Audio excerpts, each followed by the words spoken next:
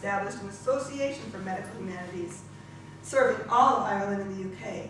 Official medical humanities programs have been established within universities in the US since the early 1980s, while a program at Dalhousie in Canada was established in 1992.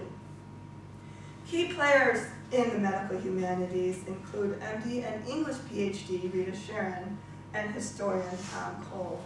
Rita Sharon was a medical doctor, a practicing medical doctor, and realized that she really needed herself a better way to connect with her patients, and also needed to train others to be able to do so, to promote the better bedside manner and just a different perspective, which would allow ultimately for better patient care. So she actually took herself back to school and got a PhD in English, and has run many workshops on narrative medicine, for instance. She is still practicing medicine, but with this knowledge, with her English PhD and a focus in medical humanities literature, she has been able to be a big influence.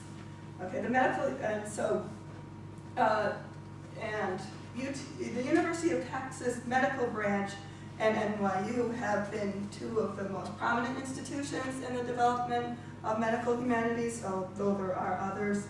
But UTMB became the first institution to grant a PhD in medical humanities in 1988. Okay, so if others have gotten a hat before, right, in 1988 PhD, that is the Stetson of the medical humanities. Okay, so several journals also currently serve the field. Maybe it's not the hat, maybe it's the journal here, but each with a different focus and audience. Medical Humanities Review is an example, Literature and Medicine, okay, which is incidentally the late rhetorician Wayne Booth served on the editorial board of Literature and Medicine. I just thought that was very fascinating. The Journal of Medical Humanities, let's see, the American Journal of Bioethics, and texts like Teaching Literature and Medicine also serve as valuable resources. That last one, the Teaching Literature and Medicine, was put out by the MLA in 2000. Exactly when, where, and how medical humanities programs first resumed after they went underground through the first half of the 20th century is impossible to trace. Alan Scher, lecturer in the Department of Humanities at the University of Louisville, reports teaching a medical humanities course through the medical school in the 1960s. Our own Terry Primo, who assisted me a great deal, more than assisted actually, in instating the multi-section medical humanities course at the University of Cincinnati, served a research contract with UTMB in the academic year 1983 to 1984. She's a historian by training, but also a medical humanist, interested in ageism. Okay, and I'm going to skip a little section because I really do want to get to some more about. I think what I'm going to do is just sort of summarize towards the end, because I really want to bring in the players at the University of Cincinnati. Okay, so while this was going on in the 1960s, okay, as we all know, the trend in the 60s was great books and liberal arts education and so forth, but then more recently we've had cutbacks which have all but killed liberal arts programs. We see, just when we look around the state of Ohio, we see the demise of the Western program at Miami University, we see the fate of Antioch College, we see several other situations that sort of reflect the general lack of interest or support in what could be classified as liberal arts education programming. So it may seem quite surprising that medical humanities is on the upsurge right now. And I need to say that it is really fueled by the interest of those in medicine, not in humanities. Rita Sharon, as I stated, who started off in medicine and saw the need to become a humanist in order to be a better medical practitioner. But also here at the University of Cincinnati, we look at people like Colin McPherson, the late Colin McPherson in the School of Medicine, who all the while saw the need for his students. I mean, he was doing medical humanities informally all along. He was amassing materials, putting them together in anthologies, not published, not officially published, but He'd place them online where the students could read. He'd use them for courses. It was his own little course packet that he generously shared with the clinical laboratory sciences and other departments. The one that the really most massive work that he did was on death and dying, and it included several student essays as well as some articles by doctors, really looking at the end-of-life issues.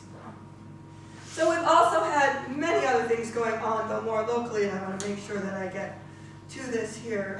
At this moment, as we speak, we have been officially endorsed. Dean Hardcastle put in a certificate in medical humanities and bioethics. That's brand new this year. So this is at the certificate level. And then also we have a medical humanities study group here that is currently going on and has been. Actually, our Taft graduate assistant Sean Keating has been very involved with that project, and reports that the several lecturers that have already come, most of whom are from within our university, people who are actively engaged in medical humanities studies. And I will, of course, mention Professor Barbara Ramsack, who just lectured last week, as well as historians. We also have Jennifer Mallett in sociology, Wendy Klein in history, Jeff Jacobson in anthropology, Lisa Moncon in English, okay, and then we have also had one or two additional outside speakers who have come in.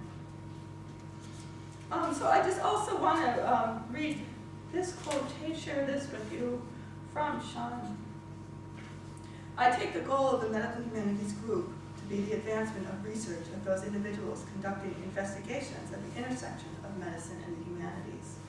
While the group should stretch individual research interests, is mainly a vehicle for bringing together like-minded researchers with similar interests in the hopes of forming research collaborations among those individuals, thus advancing research in this area collectively. And also from Sean Keating, the formulation of an undergraduate certificate program, which has just happened through A&S in medical humanities here at UC, is an important first step to exposing students entering medical fields to the ethical constraints in practice of quality medicine. In addition to the Taft Medical Humanities talks, such a program offers a wealth of resources that could aid in bringing together a critical mass of interest, including public interest in such areas of research. And so I'm going to wrap it up a little here with the certificate program and the Medical Humanities group now in place.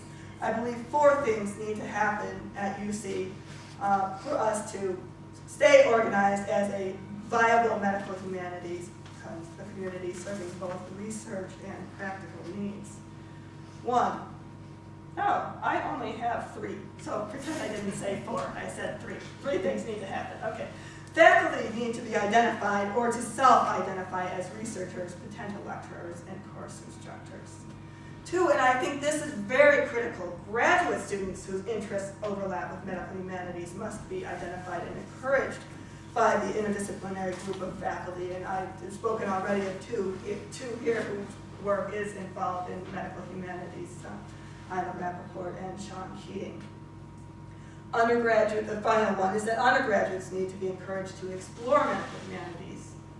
And also related to this, partly in fulfillment of this objective, departments where 2 or more faculty members exist who might serve medical humanities interests, these departments should identify themselves and hold conversations, which could be useful in this regard. And Africana Studies, my home department, is one such, in fact. And